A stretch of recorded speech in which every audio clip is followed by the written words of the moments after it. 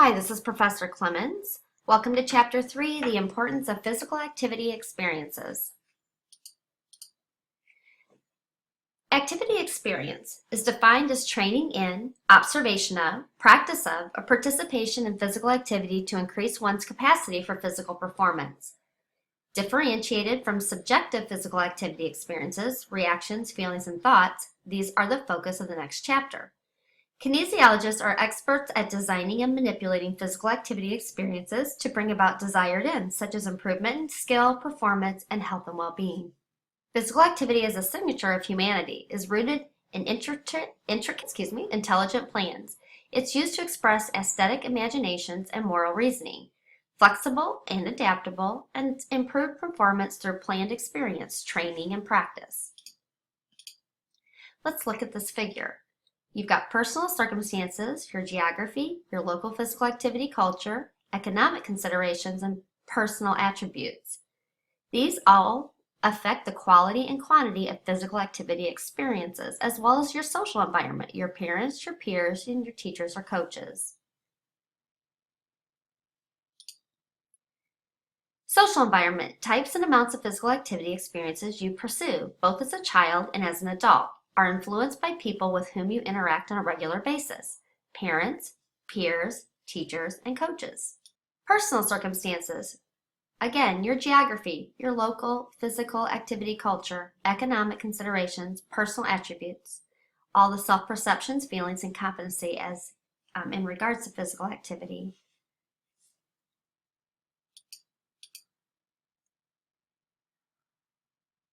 Let's look at this figure. Aerobic, bowling, exercise walking, exercise with equipment, golf, skiing, tennis, and yoga. And you can see up there how much of the population participates in these activities. So we see that walking is probably the most popular. Physical activity preferences reflect the uniqueness of the individual.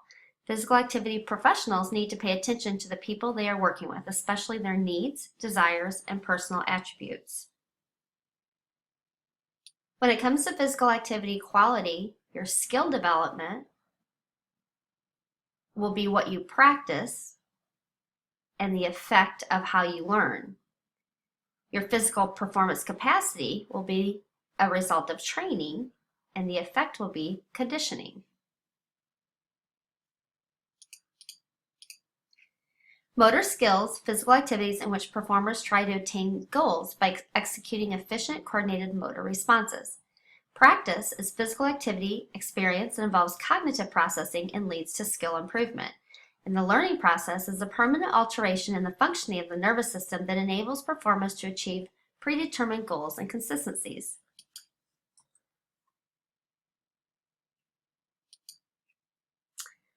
Let's look at this figure 3. The type of experience needed to improve performance.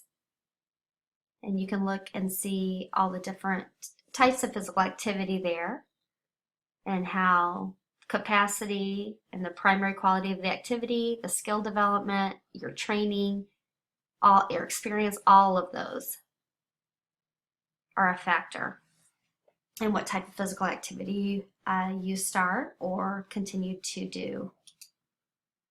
Performance, experience, and physical fitness. A physically fit person can perform the essential activities of daily living at a high level. They have sufficient energy remaining to pursue an active leisure life and can meet unexpected physical demands the emergencies may impose.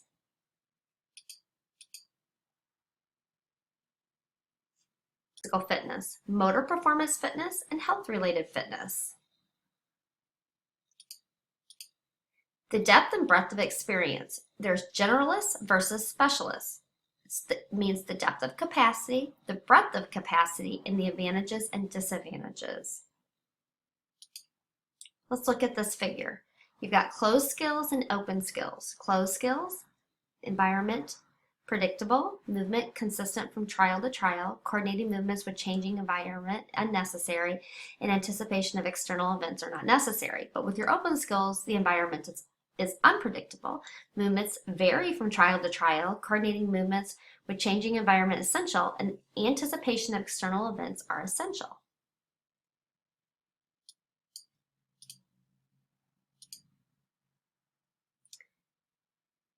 Here's another figure. Your closed skills versus your open skills. Golf drive, skiing beginner slope, dance with partner, free turntable tennis serving.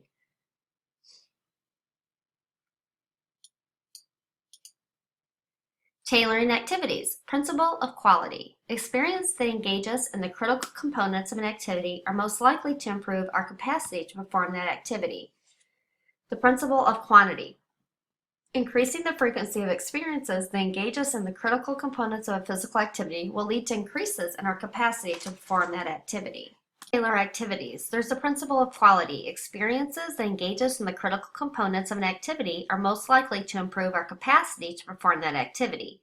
And then there's the principle of quantity. Increasing the frequency of experiences that engage us in the critical components of physical activity will lead to increases in our capacity to perform that activity.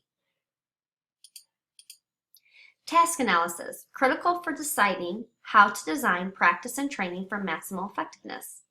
The systematic examination of a particular physical activity for the purpose of disclosing its critical components. Critical component, the aspect of an activity deemed most important for successfully performing that activity. Let's look at this figure. You've got the principle of quality on the left, of quantity on the left, and the principle of quality on top. So you've got appropriate, inappropriate, high level of engagement, low level engagement. So here's the decision processes.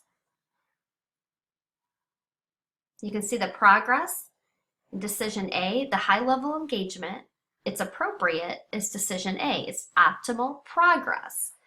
The high level of engagement but would be inappropriate is decision B, no progress or possibly regress, or you go backwards.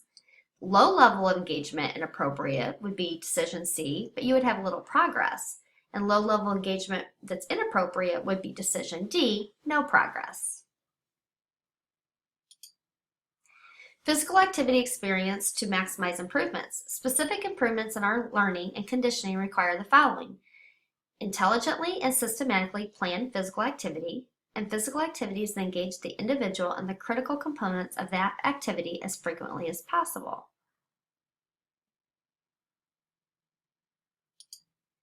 Heredity and experience. Abilities as building blocks for experience. Genetic predispositions.